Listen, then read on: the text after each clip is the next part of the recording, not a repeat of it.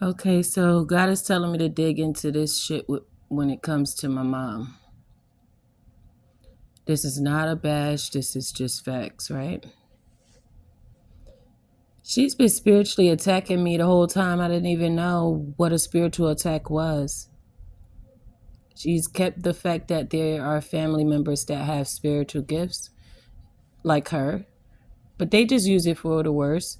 Her sister, um, and my aunt's daughter, my sister, which is the one who was raised in the house with me. The other sister, she is an openly um, atheist, but she, I don't know, like she's easily influenced. So she's, I don't know how to explain. She stays to herself because of the fact that she needs the assistance of these people. So basically, she'll go with whatever they say. She doesn't feel like she can be independent. This is my youngest sister, and it's because of my mother. My mother told me that my sister called her and told her that she's very disappointed in her because she never taught her anything. She never taught her how to budget and save money to pay rent. So once she got out of my mom's house, which was just down the hallway or whatever in the same building, and at a different apartment before that, she wasn't able to pay the rent there because my mother never taught her about money. But she never taught none of us nothing. She left everybody to me. And if you don't teach me about money, how am I going to teach them about money? You taught me to clean. You taught me to cook. You taught me to protect and teach my siblings. Excuse me. These burps. You know, it's like you taught me everything that you needed me to know in order for it to benefit you, not to benefit me. And I was only able to teach them what I was able to teach them, being that my youngest sister is 11 years apart from me, my youngest one, and then the other one is 1 year, a month, and a day apart from me. So this is the results. And her telling me about my sister saying that to her, I said to her, well, you really didn't teach me anything either. And I decided to take it upon myself to teach myself how to do things that's going to help me sustain myself. So at her age, I can't really say that I agree that it's your fault, 333. But I can say that she's right. You didn't teach us nothing. You didn't teach us nothing. You taught me how to protect myself from you. That's what you taught me. Especially with these spiritual texts that God want me to speak on, because she think I don't know. And she thinks she could lie to me when I bring it up. Like the time I had a dream, I woke up in a dream with her foot on my neck. And then God told me that's how you got your spine injury from work. She did that. And that's why I showed you that in a dream. And I said to you, are you going to just let her do this to you while you were laying on the ground with her foot on your neck? You looking at her like, why would you do this to me? Why are you doing this to me? And she just got the biggest smile on her face. And then in between that, God said to me, you just going to let her do that to you? And I'm like, that's my mom. And I don't know why she's doing this. I don't know what's wrong with her. What happened? And then I just snapped like... And I basically I broke her knee. The leg that was on my neck, I used my arm, my elbow, broke her knee, popped it backwards, and I got up. And I could have did more damage. But I decided to leave her that way. And that's when I woke up. But he's also reminding me of other times. And this is when I'm like kind of catching a brain fog. So she knows that I'm talking about this, but it's cool. God is showing me how even at every home that I ever allowed her into, things would go bad after I let her come into that house. That was something that I started to notice. I started to notice that when I had that Love and Hip Hop internship to be a fashion designer and a stylist, once she found out about it, the whole thing went to shit. Like, they stole my designs, sold them to Cardi B designer, and Cardi B was wearing my designs. And they lied to me and told me that the designs that I sketched up and showed them, it was just an example of what I can do, right? Because they wanted to see your work. So I sent them my line that I had started back in I don't know, it was like 2013, yeah. It was in 2013. And in 2016 is when I got the internship. Nobody was wearing what the fuck I had drawn. I drew because nobody saw it. So I sent it to them, and then they wrote me back. It was like, oh, we're looking for designers. And I'm like, bro, I just sent you a whole line that I designed. And she was like, yeah, but we're looking like for people to like style people.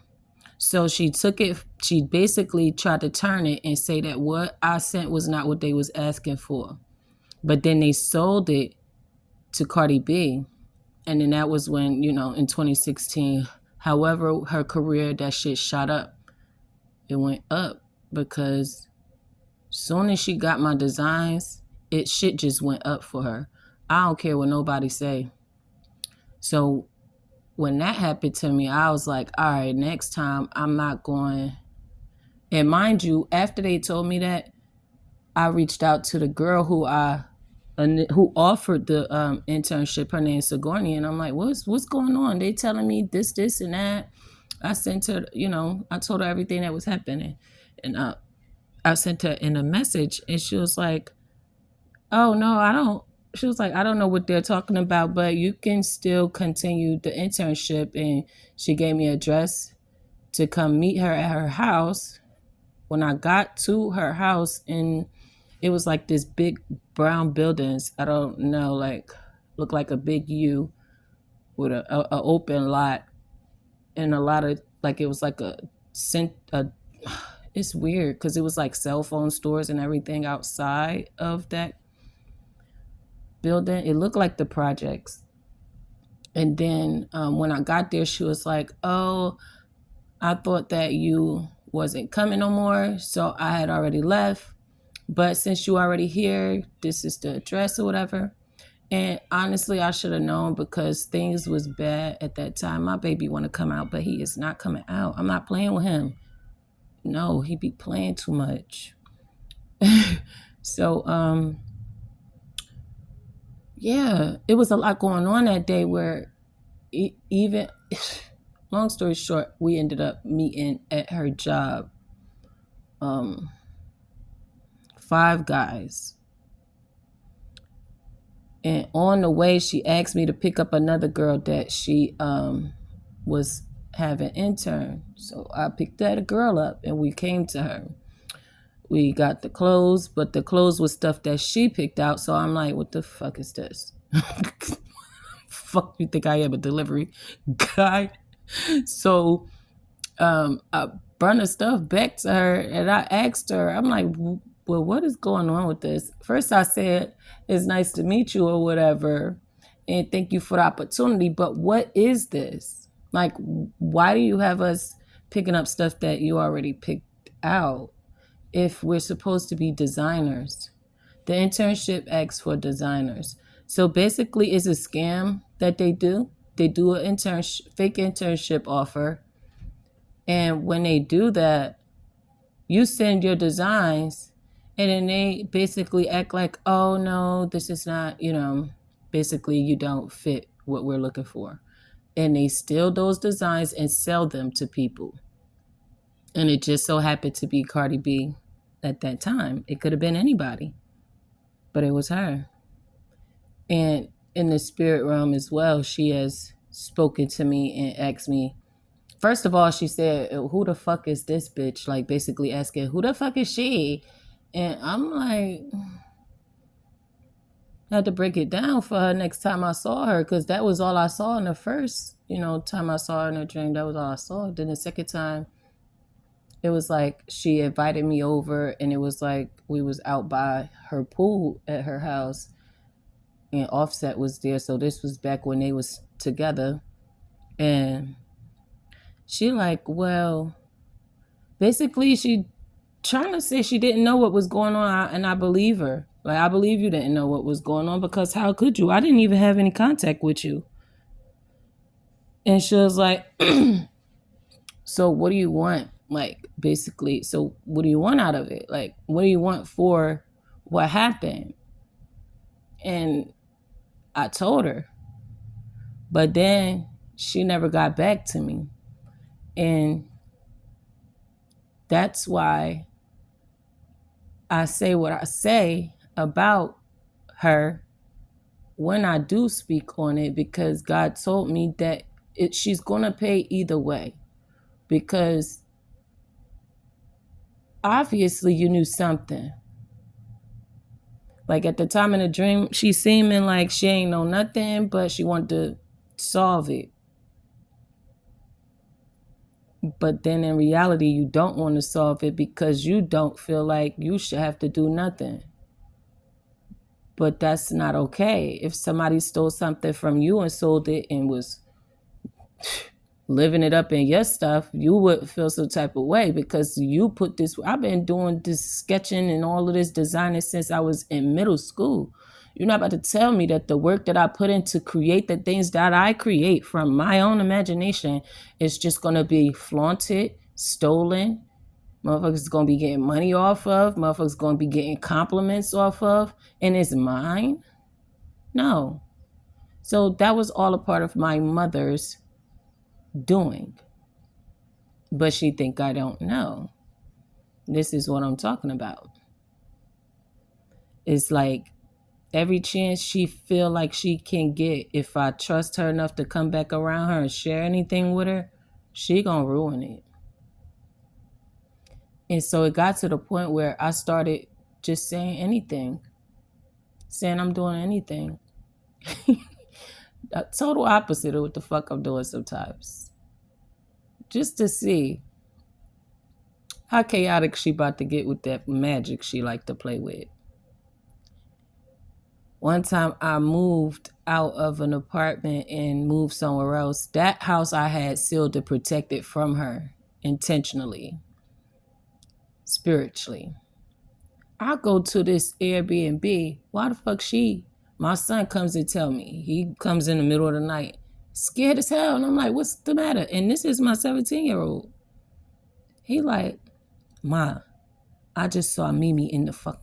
He didn't say fucking room, but he was that scared that he would have said fucking the fucking room. Like, he was like, Ma, I just saw Mimi in the room, but it was like it wasn't like a physical, it was like something you could see through, like a screen type of image. He said she was like moving in slow motion, talking to him, and he just got up and ran out the room. And it was the same night that we got there. So you stalking us so bad, when we go to the Airbnb, when we leave, wherever we at, like, you're doing too much. And she's the same one who, when I had my first son, the one that's 17 right now, she told him Now my child's been advanced since the womb, and one thing for sure, he did not want to detach from me, even when it was time for him to come out. He stayed in longer than anybody. You feel me? My second son, they made me do an emergency a scheduled C-section, because the first one was an emergency C-section because he was in there for a while. So he didn't want to come out yet. He wanted to stay. Maybe he just didn't realize there was a next step. But he was good. I didn't dilate. My water didn't break. Everything was fine over the allotted time that they allow you to have before they just like, we got to take them out.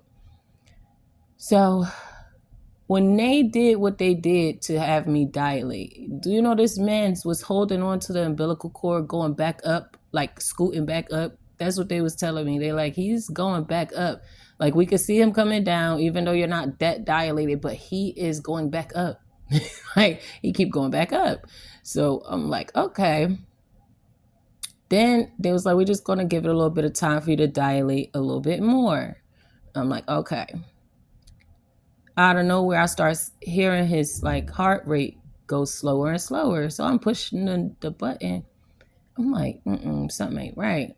My baby heartbeat going slower and slower. I called them. They came. I'm like, you don't hear that? Don't y'all got monitors out there? They like, yes, we have monitors. Everything's fine. No, the fuck is not. You don't hear his heart rate is going slower and slower. So she shut the fuck up and start listening. And she like, nurses, doctors, like start calling everybody. We have to do an emergency C-section, da da da. So that's how he got here. And he was very smart, breastfed him and everything. And by the time he was 2 years old, it was full-blown conversations happening between me and him. Like one that I would have with you, like I'm talking to you right now. Seriously.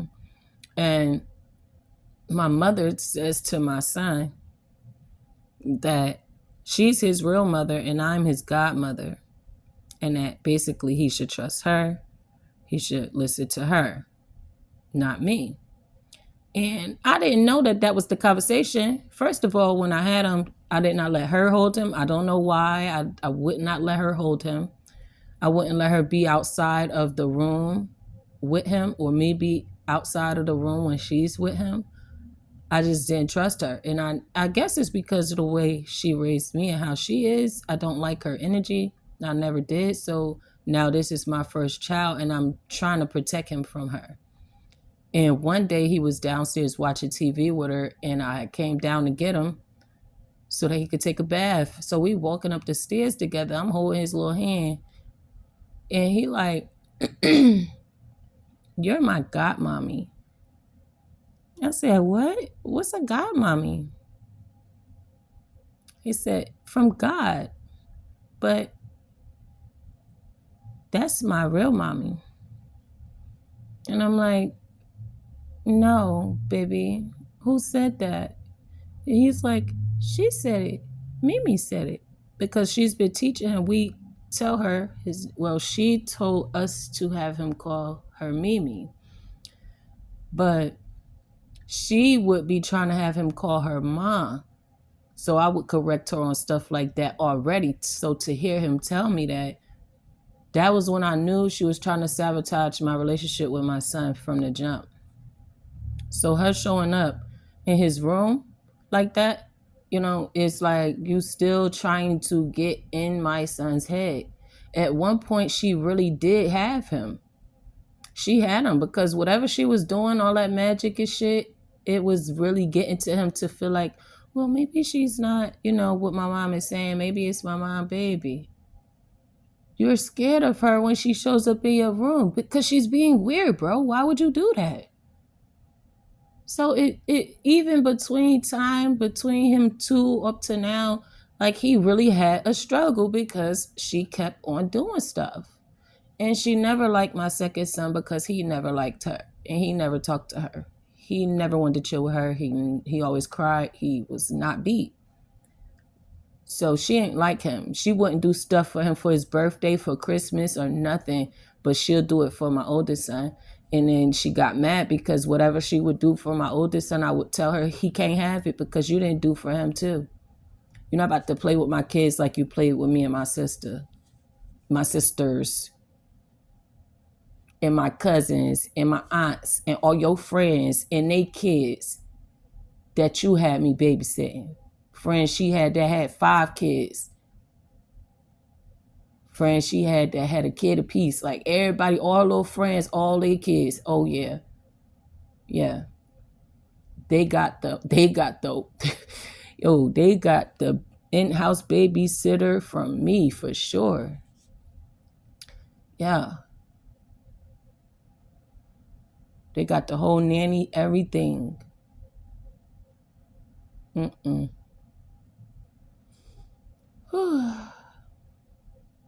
And then to hear from people that were her friends back when I was young, and they telling me how this is somebody who didn't have kids, you know. But she's like, I seen how she was treating you the whole time, but you always gonna be my niecey poo, shit like that. But and I done told your mom she wrong. My mother done called this lady. I mean, actually showed up. No, this what she did. She goes to the projects. I think I told y'all this. She goes to the fucking projects, acting like she waiting for a bus to get home. Cause she knows she gonna see my nigga sitting outside or going to the store right there outside the building. And that's where she said she saw her at. She was like, oh, she was sitting outside and I saw her. So, we went to the store, we got our drinks, we went in the house and basically went into her house. And she's like, in this, when she started telling me how you don't want to talk to her, she don't know why. And you just this and that attitude, disrespectful. You don't know how to talk to nobody. I said, really? Okay. See, I never wanted to tell you when I was growing up what the fuck. She was like, no, Whitney, no, don't even say that because I already know. I saw how she treated you compared to Ashley and Savoya. So you don't got to tell me nothing. And that's what I told her. And she started going in on what she said to her. And it's the same things that I have said to my mother. And I said, that's funny that you said all of the things that I already said to her. You said it to her. You're her friend. She went over there to try to get you on her side so you can help her get in contact with me so that I could come up there for the holidays or for my birthday, and I'm not coming. And she was like, yeah, she did ask me to have you come up. She wanted to see you. I'm not coming, bro. I'm good. Mm-mm. And she like, well, will you come see me? And I'm like, you already know how I do. When I pop up, I pop up. If you there, you there. If you're not, I'm going to leave you a note. Love you, boo. I came through. That's it. I'll call you. I'll text you and let you know that I'm outside or that I just left. If you still around, I'll come back and see you. But I do not fuck with letting people know that I'm near ahead of time or I'm coming ahead of time. I don't play that game because a lot of people get used. You start running your mouth to my mom saying that I'm out here to see you and she try to set some shit up. And you don't even know you being used. So I had to cut her off too. Because I started getting messages and emails and stuff after talking to her on my new phone. It's like, come on now. Like, it's obvious y'all tracking me. Everybody I talk to, y'all end up getting my new number because y'all already watching those people. It's okay. I'll just get a new one. It's okay. I'll get a new email. Doesn't matter. So to think that she's still playing around, my aunt is playing around, and they know what I know about them, is weird to me. To sit in my face and say, I love you, and get mad because I don't say it back is weird.